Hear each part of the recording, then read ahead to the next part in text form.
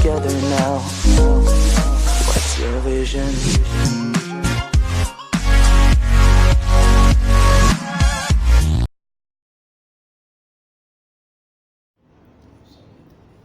Quando eu fui escolhido como membro da ACACIL, ocupando exatamente a cadeira 27 do professor Hermógenes Dias, eu tive um prazo para apresentá-lo, para defender o patrono, como a gente chama aqui, na academia, e tomar posse na cadeira, né?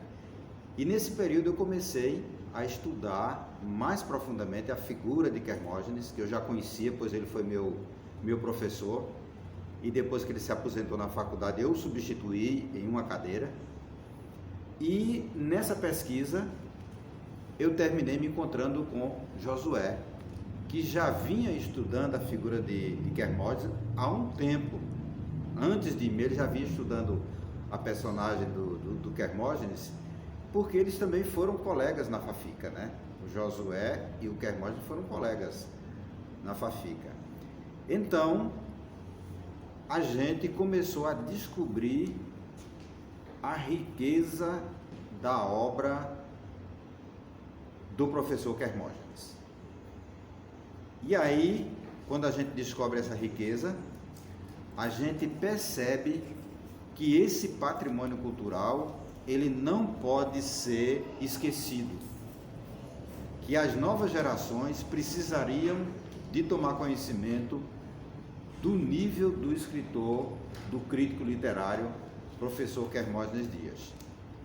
E aí nós começamos, né, a pesquisar, e nessa pesquisa nasceu a ideia da gente editar um livro. Porque toda a obra do professor Hermógenes, ela já foi divulgada, mas ela foi divulgada onde? Ela foi divulgada nos jornais de Caruaru, principalmente a Vanguarda, mas também no jornal A Voz do Agreste, no jornal A Defesa. Essa obra também foi divulgada no Diário de Pernambuco, no Jornal do Comércio, como também em revistas da Universidade Federal de Pernambuco e da Universidade Federal de Minas Gerais. Então, aí nasceu a ideia, né? Só que para isso a gente precisaria da autorização da família. Nós não podíamos fazer esse trabalho à revelia.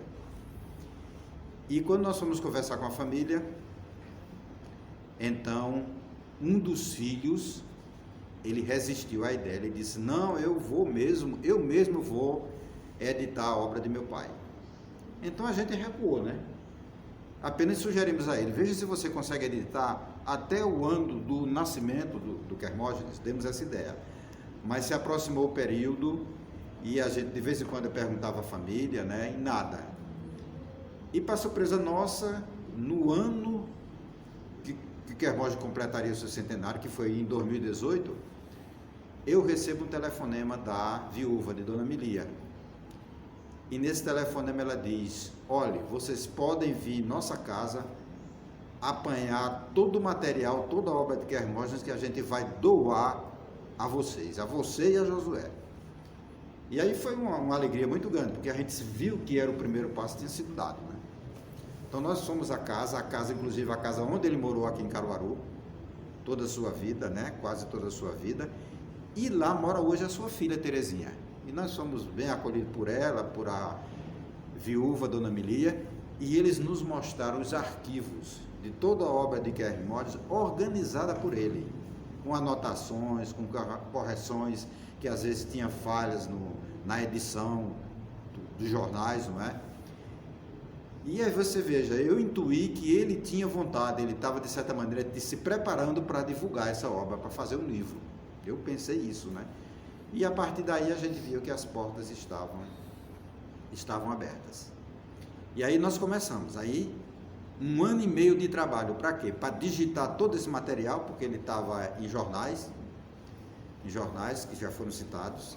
Então, para digitar todo esse material, depois de digitar, a gente teve o trabalho de atualizar graficamente, porque ele começou a escrever na década de 1960, e a gente sabe que a língua portuguesa passou por uma reforma em 1971 e passou por uma segunda reforma ortográfica em 2009. Então nós precisamos de atualizar todo o material dele. Então, além de digitar, atualizar ortograficamente e depois organizar o material para um livro, né? Então foi toda essa trajetória. Então eu discutindo com o Josué e nós chegamos a um formato. Então a primeira parte da obra dele, porque o título da obra é O Crítico Literário e o Professor Quermógenes Dias. Então a primeira parte são artigos de Quermógenes assim, de um cunho geral, por exemplo, ele dizendo o que é literatura, o que é arte, ou artigos sobre filosofia. Então a primeira parte do trabalho dele, do primeiro capítulo do livro, vai ser escrito deles assim de forma genérica. O primeiro capítulo, o segundo capítulo, aliás, vai abordar os escritores caruaruenses. São críticas literárias que ele fez de livros de escritores caruaruenses. Inclusive aí tem por exemplo, o Nelson Barbalho tem 6 livros dele que ele comenta, né? E outros autores caruaruenses que não são assim tão conhecidos, né? Mas que foram objeto das pertinentes críticas de Quermógenes Dias. Então, o segundo capítulo são os escritores caruaruenses. O terceiro capítulo são os escritores nacionais, não é? Raquel de Queiroz e tantos outros, não é? Mário de Andrade, José Américo, Ariano Suassuna, tantos escritores brasileiros. E, finalmente, a obra aborda os escritores estrangeiros, os clássicos da literatura grega, da literatura romana, né? Por exemplo, a Ilíada, a Odisseia, né? E tantos livros da literatura universal. Esse aí é o trajeto que nós fizemos. Depois de feito isso aí, então a gente vem para o grande desafio, né? Como a gente vai editar isso aí?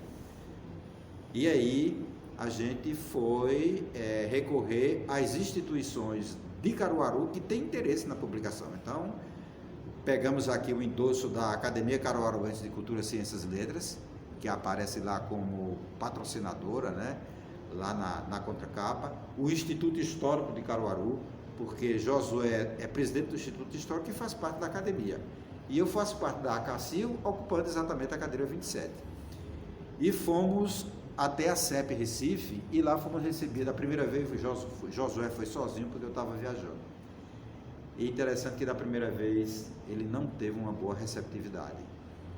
A obra assim não cativou o interesse lá do Ricardo Leitão e de sua equipe. Mas a gente não desistiu, né? Ele deu algumas sugestões que a gente queria fazer, em lugar de um livro grande, a gente queria fazer 3 livros, mas ele sugeriu que a gente realmente fizesse um livro só, mesmo se ele ficasse um pouco volumoso.